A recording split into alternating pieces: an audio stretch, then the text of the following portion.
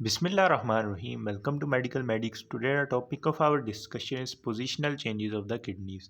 तो जब हम positional changes of kidneys की बात करते हैं तो इसको हम 3 पॉइंट्स के अंदर पढ़ते हैं। सबसे पहले हम बात करें तो जो इनिशियली किडनीज होती हैं वो पेल्विस के अंदर लाई कर रही होती हैं। क्यों पेल्विस के अंदर लाई कर रही होती हैं? क्योंकि हमने कहा था कि जो मीजोनेफ्रिक डक्ट्स थी वो हमारे पास आकर ओपन हो रही थी इनटू अ क्लोएका। अब ये क्लोएका बेसिकली हमारे पास पेल्विस के अंदर लाई करने वाला एक चैम्बर होता है। तो इसके अंदर बेसिकली हमारे पास मीज़ोनेफ्रिक डक्ट्स आ रही थी और इन मीज़ोनेफ्रिक डक्ट से ही हमारे पास यूरेटेरिक बड बना था। उस यूरेटेरिक बड के अराउंड हमारे पास मेटानेफ्रोजेनिक ब्लास्टीमा बना था। फिर हमारे पास फर्दर किडनी की डेवलपमेंट हुई थी।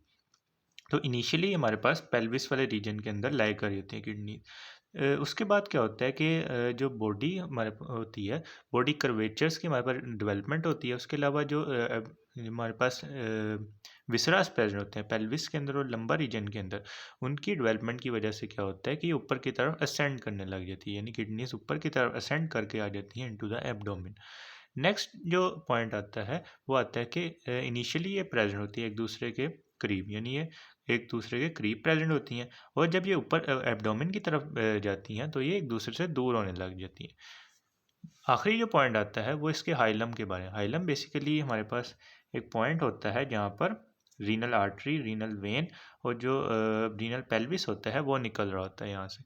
तो इनिशियली हाइलम हमारा किडनी का वेंट्रली यानी एंटीरियर एस्पेक्ट पर लाई कर होता है। उसके बाद क्या होता है कि जब ये ऊपर की तरफ मूव करता है तो हाइलम हमारा एंट्रोमीडियली मूव कर देता है, जिसकी वजह से क्या होता है कि हाइलम हमारा आगे और थोड़ा सा मीडियली लाया करता है, जिसमें से हमारे पास रीनल पेल्विस निकल रहा होता है। उसके अलावा रीनल आर्टरी और रीनल वेन इसके अंदर एंटर होती हैं यहाँ से। तो ये थ्री पोजिशनल चेंजेस थी। सबसे पहले पेल्विस के अंदर लाया था, फिर एब्डोमेन के अंदर चला गया, फिर उसके बाद आता है कि पहले क्लोज था एक दूसरे के, फिर ऊपर की तरफ जाके अपार्ट हो गए। उसके अलावा पहले इसका हाइलम वेंट्रली प्रेजेंट था, लेकिन जब ऊपर गए तो 90 डिग्री की हमारे पास रोटेशन होगी मीडियली, जिसकी वजह से हाइलम एंटीरो मीडियल एस्पेक्ट पर आ गया। अब एक पॉइंट आता है कि जो हमारे पास राइट किडनी होती है वो थोड़ी सी लोअर होती है as compare to left one. अब ये क्यों लोअर होती है? क्योंकि हमारे पास यहाँ पर राइट साइड पर लिवर ग्रो कर रहा होता है। इस लिवर की यहाँ पर ग्रोथ की वजह से जो हमारे पास राइट किडनी होती है वो थोड़ी सी नीचे होती है as compare to left kidney. तो ये बात होगी हमारे पास पोजिशनल चेंजेस ऑफ किडनी की। अब हम इसको डायग्राम के थ्रू देख लेते हैं।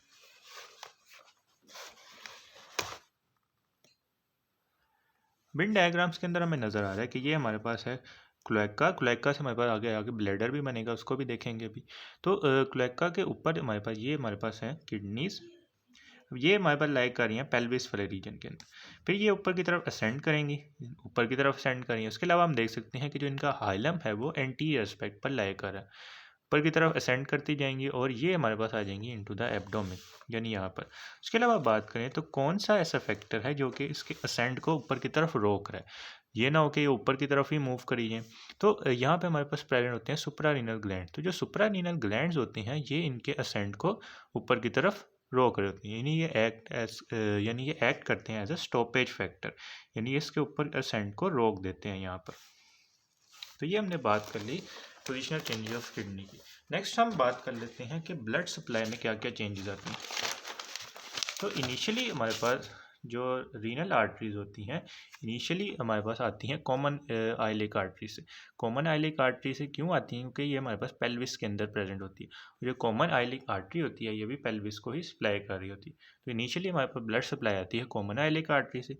उसके बाद क्या होता है कि डिस्टल पार्ट ऑफ एओर्टा से हमारे पास कुछ ब्रांचेज आती हैं जब ये ऊपर की तरफ असेंड करने लगे। उसके बाद आखिर पे हमारे पास प्रॉपर जो रीनल आर्टरीज होती हैं वो तब निकलती हैं जब किडनी अपनी अडल्ट पोजीशन के अंदर आ जाती है।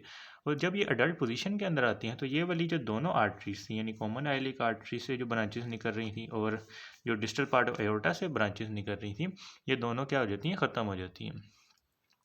अब ये जो न्यू ब्रांचेस निकलती हैं ये एओर्टा की लेटरल ब्रांचेस होती हैं, यानी लेटरल एस्पेक्ट ऑफ एओर्टा से निकल रही होती हैं। और प्रिसाइसली बात करें तो L2 के लेवल से ये निकल रही होती हैं और ये दोनों किडनीज को सप्लाई कर रही होती हैं, रीनल आर्टरीज। अब हम इसको भी डायग्राम से देख लेते हैं।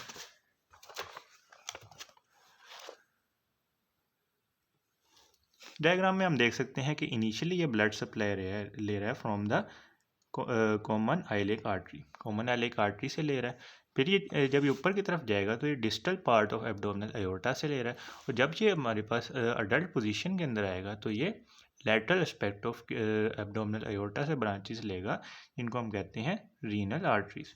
और ये जो पहले वाली आर्टरीज थी ये हमारे पास ओब्लिटरेट कर देंगी, यानी ख़त्म हो जाएंगी। So this was all about the positional changes of the kidney. Next part की वीडियो के अंदर हम डेवलपमेंट ऑफ यूरिनरी ब्लैडर को देखेंगे। If you like this video then kindly share it with your friends and subscribe to my channel.